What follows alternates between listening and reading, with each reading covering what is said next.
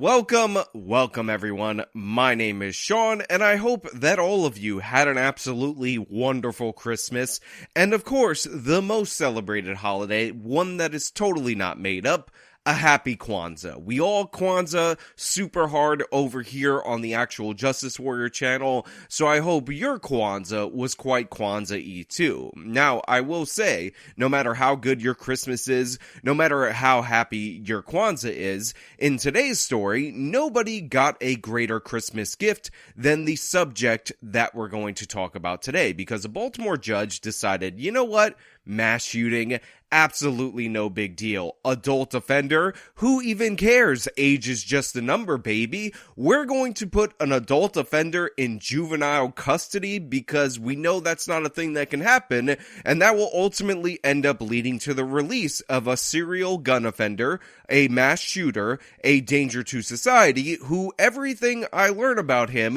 leads me to believe that he's infinitely more dangerous than I can possibly understand. Now, we're going to get into this, but before we do, thank you to everybody who signed up over at actualjusticewarrior.com/join. Give me the money. Give me the money. Okay? And thank you to the podcast listeners, Spotify, Apple, and Google's podcasting platform. An 18-year-old suspect in the Brooklyn Day mass shooting is being held at a juvenile facility despite his age and the seriousness of his alleged crimes.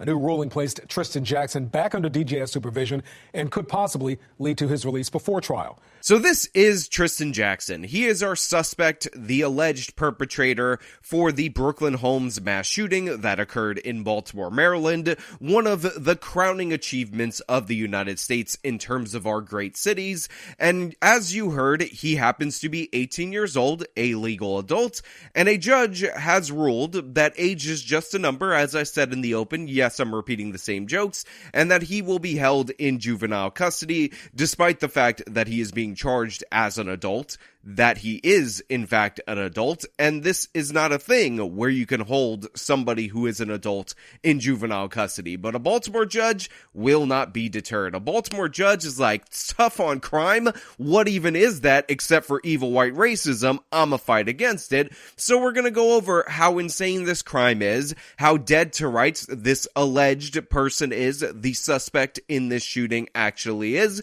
because it's absurd, and when you realize what this is ultimately going to end up leading to, and what was something that happened to this man, Tristan Jackson, prior to committing this crime, it's gonna boggle your mind. Now, if you're wondering why you never heard of the Brooklyn Day mass shooting, it's because it's part of an everyday kind of incident that happens in Baltimore. It happened on Brooklyn Day at the Brooklyn Homes, so it goes by either name.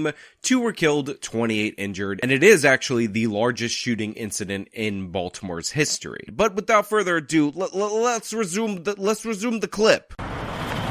As word spreads of Judge Charles Bloomquist's decision to house an adult offender in a juvenile facility. Why in the world would he put him into a juvenile detention facility? Debate over the decision, the talk of Baltimore's talk radio. He's basically made adult decisions. He should be treated like an adult. So our second culprit behind the person who, committed the mass shooting in this particular instance is Judge Charles Bloomquist. Now, a cursory lookup of what this man is all about would lead you to believe that he is one of these criminal justice reformers, which is unsurprising based on the fact that he appears to have no understanding of the law and no care for the average everyday citizen of Baltimore, Maryland. He, in fact, has been a judge in this particular position since January of 2022, so an expert in his field, being there under a year, and prior to that, he worked as an assistant prosecutor for the state's attorney's office in the city of Baltimore, which we know on this channel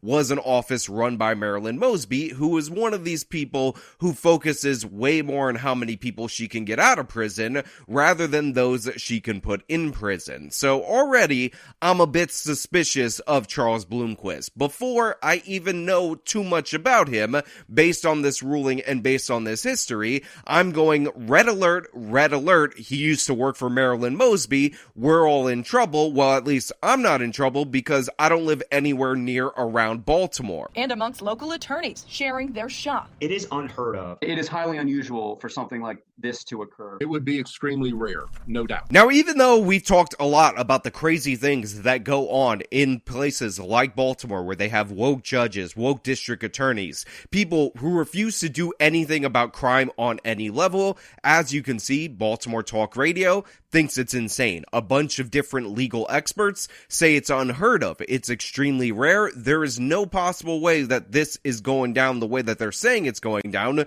because it is that unusual to put an adult offender who is being charged as an adult, who is over the age of 18, in with the juveniles. In fact, it is so ridiculous and absurd, there is actually nowhere to put this person in terms of the juvenile detention facility. And you're going to find out that this guy is not only a threat because of him being accused of this particular mass shooting, but because of a lengthy criminal history that involves guns.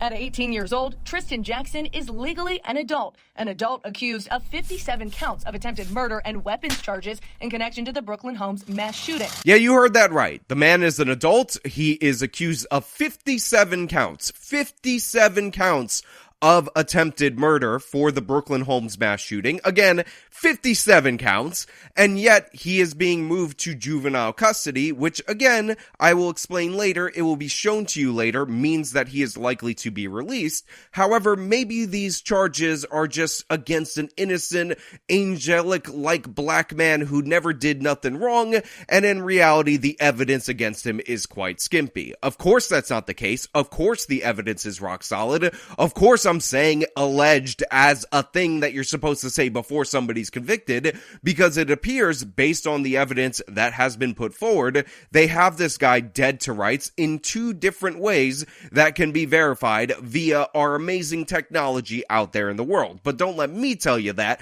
Let the local news lady who's breaking this down explain it all to you. Police claiming Jackson was caught on CCTV cameras spraying 5 rounds in the direction of 7 unknown individuals who were fleeing. So according to the police, according to the prosecutors, according to the evidence that will be presented at Mr. Jackson's trial, there is CCTV video of him firing the bullets at the 7 people that were running away that ultimately ended up leading to his 57 counts of attempted murder. So they're saying they got video evidence. They're saying that's how they identified him. It would seem rather rock solid, but the thing is, I'm leaving something out intentionally that will make this sound even more rock solid when we get up to that point. But obviously, he's being charged as an adult. He was 17 at the time that he committed the crime. However, you can be charged as an adult at age 16. This was a decision made by the trial judge. He was ultimately ended up being put in an adult facility. He turned 18 after a set period of time. By the way, under Baltimore law, under Maryland state law, when you're in and around 17 years and 6 months, they already look for an adult facility to put you into because it is expected you will be moved there even if you're being charged as a juvenile. Following his August arrest, a judge deeming Jackson a danger to the community, holding him without bond in an adult facility.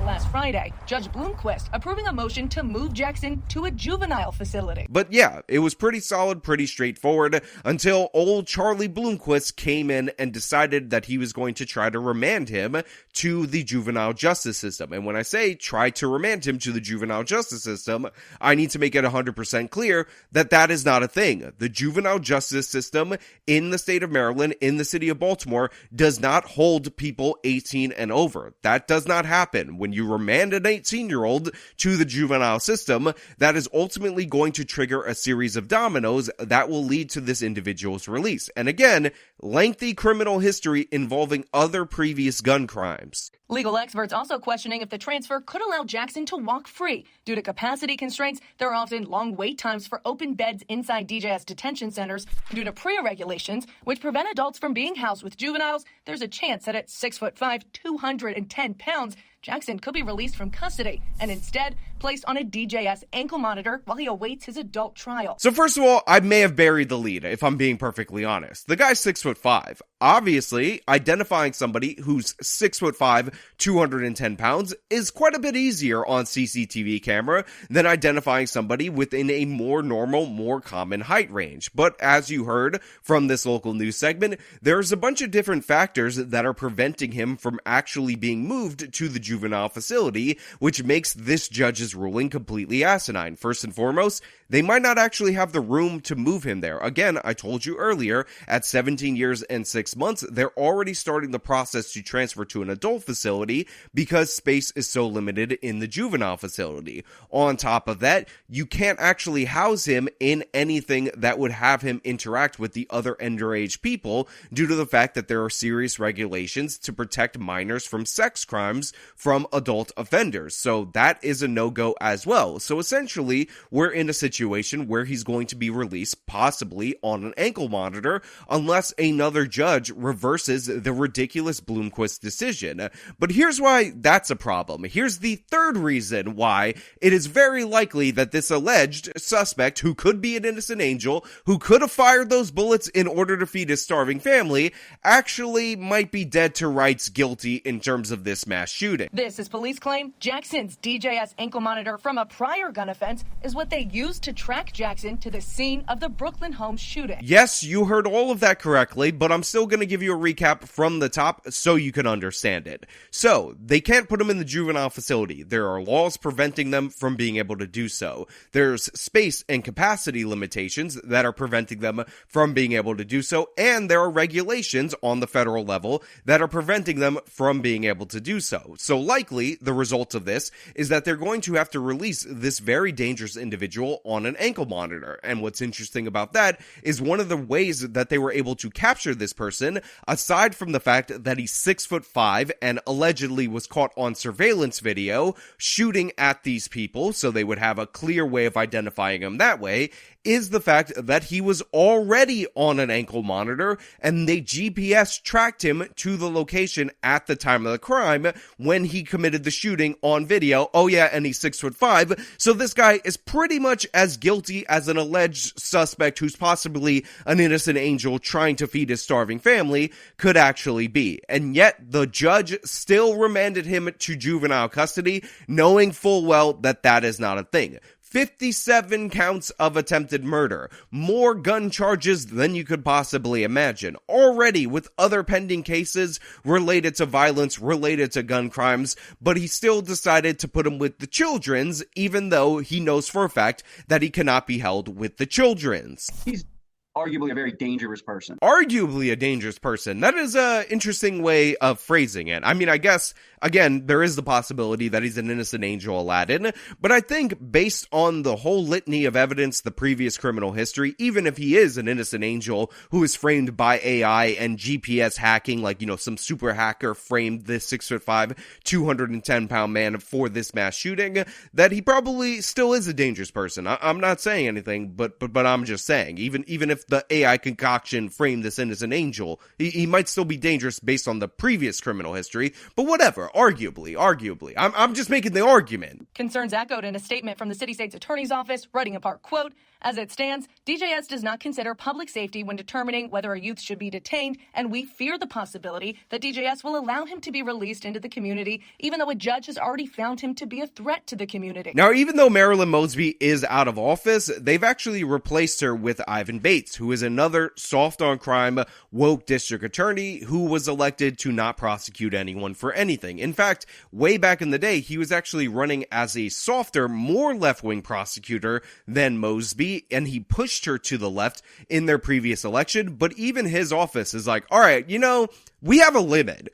There's a standard here that should go above and beyond what this judge who worked for the previous district attorney's office wants to set. I think maybe after 52, maybe after 53 counts of attempted murder, we might consider, based on your previous history of committing other gun crimes, you to possibly be a threat, and maybe after a judge rules that you're going to be charged as an adult and you actually are a legal adult, maybe we want to actually hold you in an adult facility rather than setting up a series of events that will will lead to you being released. When Ivan Bates is like, okay, you're going a little too soft on the criminal, that's when you know there's a problem. And this is what goes down in Baltimore all the time. This is how their city operates. They constantly cater to the criminal. They constantly advantage them.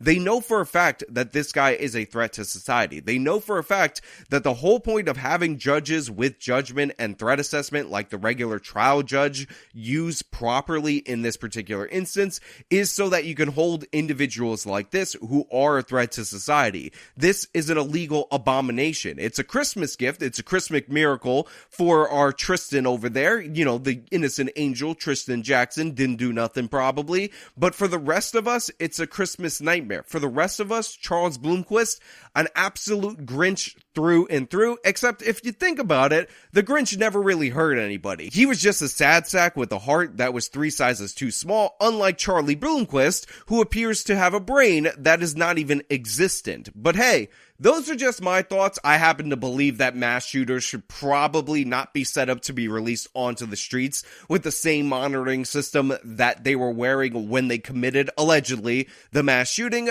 But if you disagree with me, if you think he's an innocent angel, please do let me know down in the comments below. Make your argument. I would love to read it. If you liked this video, then show me by leaving a like, subscribe for more content, follow me on my social medias, support me via the support links in the description of this video. Again, I hope you all had a Merry Christmas. Till next time.